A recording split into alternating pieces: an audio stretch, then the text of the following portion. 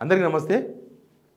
ఈ మధ్య గవర్నమెంట్లో జరుగుతున్న పరిణామాలు ప్రభుత్వ అధికారులను, ఐఏఎస్‌లను, ఐపీఎస్‌లను అసలు పని చేసే వాతావరణం లేకుండా పోయింది అన్నట్టుగా కనిపిస్తుంది। ఇంకా వాళ్ళు నిర్ణయాలు తీసుకోవద్దు, వాళ్ళు ఫైళ్ళ మీద సంతకాలు పెట్టొద్దు, వాళ్ళు ఏం చేయొద్దు। ఎందుకంటే కాళేశ్వరం కేసు అంటే ఇంజనీర్లు బలి, ఇంజనీర్లు నిర్ణయాలు తీసుకున్నారు,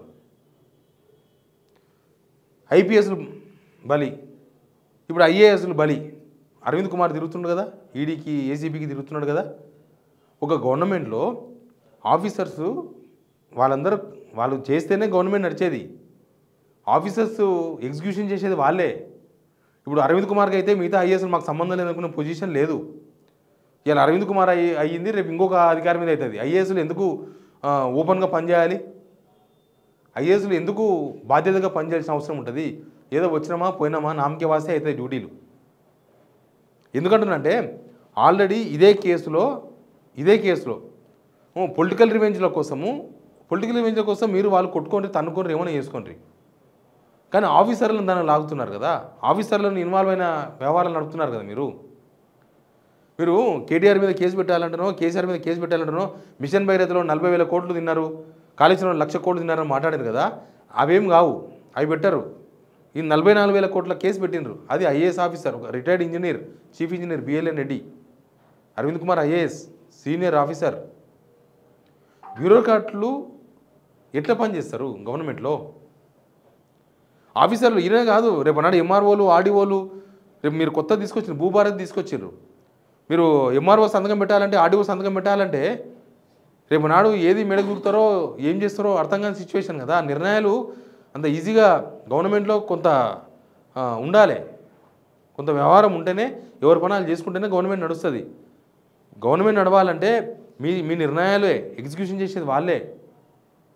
అసలు ఇంతకుముందే ఇప్పటికి 2 సార్లు సీక్రెట్ మీటింగ్ పెట్టుకున్నారు ఐఏఎస్లు, 2 సార్లు రహస్య మీటింగ్ పెట్టుకొని ఐఏఎస్లు అందరూ మనము పొలిటీషియన్ చెప్తే వినకూడదు, అది నిర్ణయం మంచిదే కావచ్చు, కానీ కొంత సోషల్ ఇంజనీరింగ్ కూడా అవసరం ఉంటుంది। మనం పొలిటీషియన్ చెప్తే వినొద్దు, అది వినకపోతే రేవంత్ రెడ్డికే ప్రాబ్లం అవుతుంది, రేవంత్కి ఇబ్బంది అవుతుంది। ఇప్పుడు హైడ్రా కూలగొట్టేసింది మొత్తం, చాలామందికి పర్మిషన్స్ ఉన్నాయి, పర్మిషన్స్ ఇచ్చినాయని కూలగొట్టేసింది, వాళ్ళంతా కోర్టుకు పోతున్నారు, పోయినరు ఆల్రెడీ చాలామంది కోర్టులో ఉన్నది।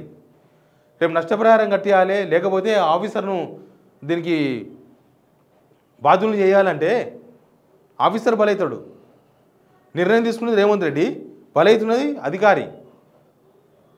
అంతకుముందు గవర్నమెంట్లో వాళ్ళు నిర్ణయాలు తీసుకున్నారు, బలవుతున్నది ఆఫీసర్లు కదా। అంటే పొలిటికల్ రివెంజ్ల కోసం చేసే ప్రయత్నాల్లో భాగంగా మీరు ఆఫీసర్స్ని బలి చేస్తున్నారు।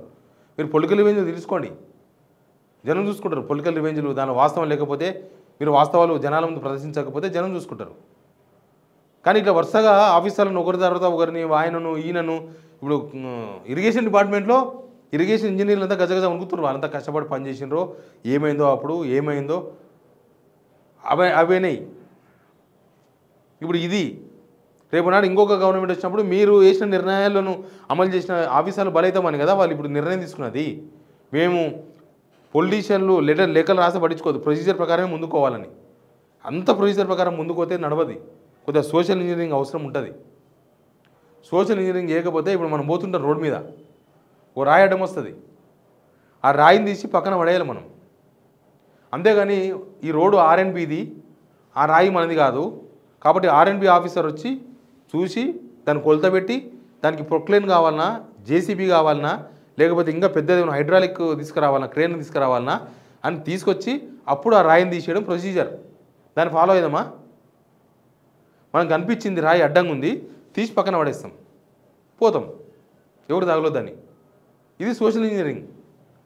సోషల్ ఇంజనీరింగ్ అవసరమా, లేకపోతే దాని ప్రకారం ప్రొసీజర్ ప్రకారం పోవాలన్నా? చాలాసార్లు ప్రొసీజర్ ప్రకారం పోవాలి, కానీ చాలాసార్లు సోషల్ ఇంజనీరింగ్ కూడా చాలా అవసరం। కానీ ఐఏఎస్లను, ఐపీఎస్లను, ఆఫీసర్లను వేధించే ప్రక్రియ ముందు పెట్టుకున్నది। ఆల్రెడీ పోలీస్ ఆఫీసర్లంతా కూడా బక్కచిక్కిపోయారు, తెలంగాణలో బక్కచిక్కిపోయారంటే ధైర్యంగా వాళ్ళు సొంతంగా వాళ్ళ డ్యూటీస్ వాళ్ళు నిర్వర్తించే పనిలో లేరు, ఆ ప్రయత్నం చేస్తే కూడా వీళ్ళు ఒప్పుకుంటలేరు, తీసి ట్రాన్స్ఫర్ చేస్తున్నారు। చిన్న కార్యకర్త పెడితే ట్రాన్స్ఫర్ చేసి పడిస్తున్నారు, వాళ్ళని సిఐ నాకు రెస్పాండ్ అవుతలేడంటే ఆ సిఐ అవుట్, వాళ్ళని ఏసీపీ నాకు వాళ్ళ కార్యకర్తకు స్పందిస్తలేడు, వాళ్ళ కార్యకర్తకు ఎగనెస్ట్ ఏముంటుంది, కేసు అంటే కేసే, కానీ అట్లాంటి వాళ్ళని కూడా తీసి ట్రాన్స్ఫర్ చేసి పడేస్తున్నారు. మాకు సహకరిస్తలేడు అంటే చాలు పోలీసు వాళ్ళని తీసి పడేస్తున్నారు. వాళ్ళు ఏం ధైర్యంతో వాళ్ళు పనిచేస్తారు. వాళ్ళకి లొంగైనా పని చేయాలి, లేకపోతే ట్రాన్స్ఫర్కు సిద్ధమని ఉండాలి. ఈ రెండే మార్గాలు ఉంటాయి, మూడో మార్గం ఉండదు. అంటే న్యాయంగా ధర్మంగా కాకి డ్రెస్ ఉంది కాబట్టి నేను ధర్మం ప్రకారం పోతా, లేకపోతే నేను రూల్స్ ప్రకారం పోతా, లా ప్రకారం పోతా అంటే నడుస్తలేదు. అలా ట్రాన్స్ఫర్. అందుకే చాలా ఏరియాలో ఎస్ఐలు సీఏలు 3 నెలలకే ట్రాన్స్ఫర్ చేసి పడేస్తున్నారు. 3 మంత్సే ఆయన వచ్చి సీటు చూసుకొని లిమిట్, నా పోలీస్ లిమిట్ ఎంత, నా స్టేషన్ లిమిట్ ఎంత అని తెలుసుకునే లోపే ట్రాన్స్ఫర్. అట్లాంటి డిపార్ట్మెంట్లో చాలా అవుతున్నాయి. మనం చూడలేదా, కొత్తగూడ శ్రీనివాస్ రెడ్డి గారిని లేపేశారు. మంచి ఆఫీసర్, హైదరాబాద్లో శాంతి భద్రతలని ఓల్డ్ సిటీలో 10 దాటిన తర్వాత ఎవరు తిరగొద్దు మక్కెళ్ళ కొడతా అన్నాడు. ఏమోమూలు కంప్లైంట్ చేస్తే తీసి పడేసారు. ఏసీబీ ప్రభుత్వ ఉద్యోగులు ఈ ఫ్రీడమ్ ఎక్కువైపోయిందని చెప్పేసి లంచాలు గించాలంటే సివి ఆనంద్ గారు మంచి రైట్స్ పెంచిర్రు. తర్వాత ఏమైంది, ఆయనను తీసుకుపోయి ఆడబడేసారు. సైబరాబాద్ సిబిఐ అయిపోయాడు. ఏసీబీ ఇప్పుడు ఏమైంది, మంచి నిమ్మలంగా ఉన్నది. ఏం లంచాలు లేవు, కేసులు లేవు, ఏం లేవు, ప్రశాంతంగా ఉన్నది. ఆ కొత్తగూడ శ్రీనివాస్ రెడ్డి గారిని తీసుకుపోయి విజిలెన్స్లో పడేసారు. పాపం అప్పటి నుంచి ఆయన కనిపిస్తలేడు కూడా. ఐపీఎస్లు, ఐఏఎస్లు, పోలీస్ ఆఫీసర్లు ఇక రేపు ఇంకా ఈ భూభారతి విషయంలో మీరు నిర్ణయం తీసుకున్నారు, మీరు పెట్టినరు, దానిలో అనుభవదారు కాలం పెట్టినరు, అన్ని కాలాలు పెట్టినరు. దానికి ఇప్పుడు ఎంఆర్ఓలు బాధ్యత వహించాలంటే వహిస్తారా? రూల్స్ ప్రకారం మీరే బాధ్యత వహించాలంటారు. ఆర్డీఓలు పెడతారా? ఆర్డీఓలు ఎందుకు వేస్తారు? మాకేం సంబంధం, మేము చెయ్యమంటారు. మీ భూభారతి ఏమవుతుంది, పని చేయకుండా అవుతుంది. కాబట్టి ఆఫీసర్ల మీద ఆఫీసర్లను కేసులు పెట్టి వీళ్ళ చుట్టూ వాళ్ళ చుట్టూ తిప్పడం అది మీ పాలనకే చేటు. మీ పరిపాలన ఇప్పటికే అస్తవ్యస్తంగా ఉంది. ఇప్పటికే మీ పరిపాలన ఏది జనాలకు అంతలేదు. మీరు అధికారులను వేధించడం వల్ల గవర్నమెంట్ మొత్తం ఆగిపోతుంది. గవర్నమెంటే బాధ్యులు అన్నిటికంటే, ఆఫీసర్లే బాధ్యులు కాదు, పొలిటీషియన్స్ కూడా బాధ్యులు ఉంటారు. Please subscribe signal TV.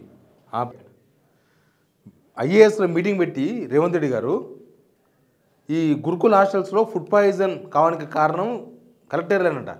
కలెక్టర్లు రోజు పోయి వారంలో ఒక రోజు పోయి పండుకోవాలంట.